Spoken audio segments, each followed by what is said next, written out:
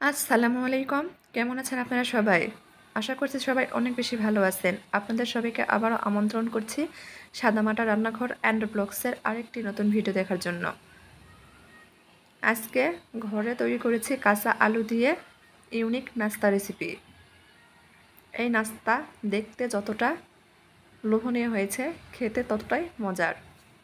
একবার যদি কাঁচা আলুর এই নাস্তাটা ঘরে তৈরি করেন, তাহলে বাসার সবাই বারবার এই নাস্তাটি খেতে চাইবে।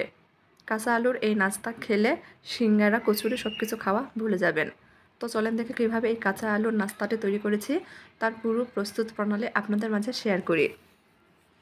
এখানে আমি 3টা মিডিয়াম সাইজের আলু খোসা ছাড়িয়ে ধুয়ে নিয়েছি। আলুটা এখন কেটে নেব। আলু কেটে নিয়েছি। এখন এই আলুর মধ্যে আমি 4টা কাঁচামরিচ, একটা বড় সাইজের পেঁয়াজ দিয়ে দিব। এখন পেঁয়াজ, কাঁচামরিচ সহ আলুটা ব্লেন্ডারে ব্লেন্ড করে নেব, কোনো রকম পানি ছাড়াই। এই যে পানি ছাড়া ব্লেন্ডারে ব্লেন্ড করে নিয়েছি, একেবারে মিহি করে ব্লেন্ড করে নিয়েছি।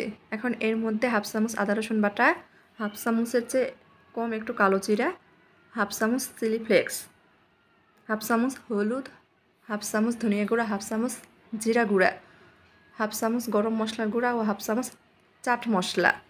আর এখানে আমি 1 টেবিল চামচ তিল দিয়ে দিব। ভালোভাবে নেড়েচেড়ে মিশিয়ে নেব। মেশানো হয়ে গেলে এখানে চায়ের কাপে মেপে হাফ কাপ সুজি দিয়ে দিব। আবারও নেড়েচেড়ে মিশিয়ে নেব। যে কাপ দিয়ে মেপে আমি সুজি নিয়েছি, ওই কাপ দিয়ে মেপে হাফ কাপ আটা দিয়ে দিব।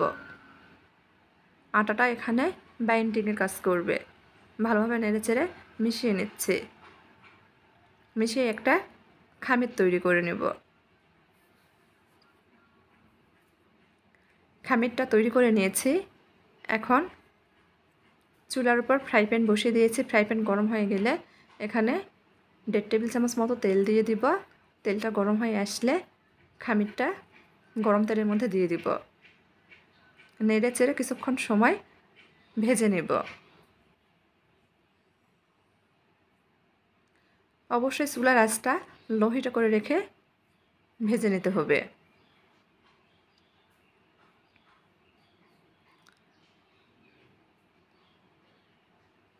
ভাজতে খুব বেশি সময় লাগবে না, 2 থেকে 3 মিনিট ভেজে নিলেই হবে।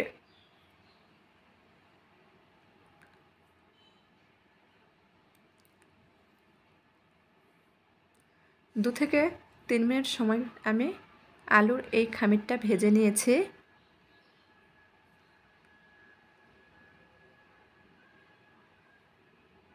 ভাজা হয়ে গেছে, এখন উঠিয়ে নেব।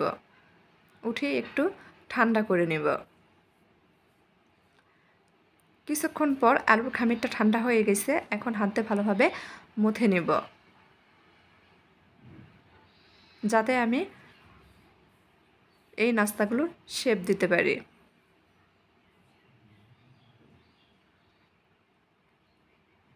মুথে একেবারে নরম করে নিয়েছি।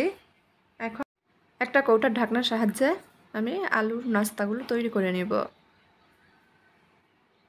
এখানে আমি অল্প একটু সেই আলুর ডোটা নিয়েছি, আর একটা কৌটার ঢাকনা নিয়েছি।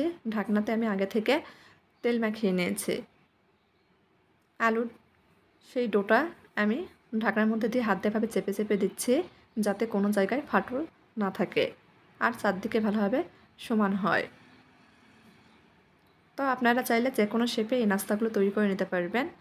আমি ঢাকনা দিয়ে করছি যাতে নাস্তাগুলো দেখতে সুন্দর হয়, গোলাকার শেপ দেওয়া যায়।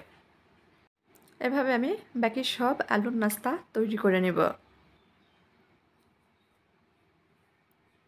একটু সাবধানে নাস্তাগুলো তৈরি করে নিতে হবে, কারণ আলুর এই নাস্তাগুলো ভাজার সময় ফেটে যাওয়ার সম্ভাবনা থাকে।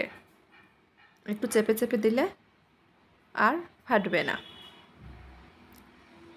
আমি নাস্তাগুলো একটু মোটা করে তৈরি করেছি, তবে এই নাস্তাগুলো একটু পাতলা করে তৈরি করা ভালো।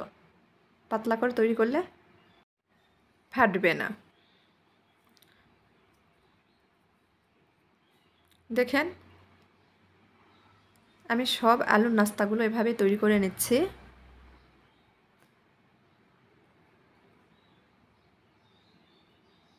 কৌটার মধ্যে দিয়ে কৌটা একটু ঝাঁকালেই কিন্তু নাস্তাগুলো খুব সহজেই বেরিয়ে আসছে। এভাবে আমি বাকি সব নাস্তাগুলো তৈরি করে নিয়েছি। কতটা সুন্দর লাগছে তাই না? নাস্তাগুলো এখন ভেজে নেব। চুলার পর আবারও ফ্রাই প্যান বসে দিয়েছি। গরম হয়ে আসলে এখানে আমি পরিমাণ মতো তেল দিয়ে দিব। তেলটা আমি একটু কম করে দিয়েছি। এই নাস্তাগুলো ডুবো তেলে ভাজলে অনেকটা মুচমুচে হয়।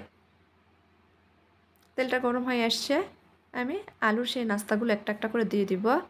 কিছুক্ষণ ভেজে নেওয়ার পর দেখা যাবে এক পাশটা লালচে হয়ে আসছে। এ পর্যায়ে আমি উল্টে দিব। তবে আমি একটু আগে উল্টে দিয়েছি, সেজন্য নাস্তাগুলো হালকা ফেটেছে। আপনারা অবশ্যই নাস্তাগুলো এক পাশ হওয়ার পর উল্টে দিবেন, তাহলে আর নাস্তাগুলো ফেটে যাবে না। তো এভাবে আমি উল্টে পাল্টে নাস্তাগুলো ভেজে নিয়েছি। এখন আপনাদের পরিবেশন করে দেখাবো। দেখেন তো মাশাআল্লাহ কতটা লোভনীয় লাগছে, খেতেও ততটাই মজার। আজকের ভিডিও দেখে একবারের জন্য হলেও ঘরে তৈরি করে দেখতে পারেন। ইনশাল্লাহ পরিবারের সবাই অনেক পছন্দ করবে। তো আমার আজকের এই আলুর নাস্তার ভিডিওটি যদি আপনাদের একটু ভালো লেগে থাকে, দয়া করে আমার চ্যানেলটি সাবস্ক্রাইব করবেন, লাইক কমেন্ট শেয়ার করে নিয়মিত চ্যানেলের পাশেই থাকবেন। আজকের মতো এই পর্যন্তই। সবাই ভালো থাকবেন। আল্লাহ হাফেজ।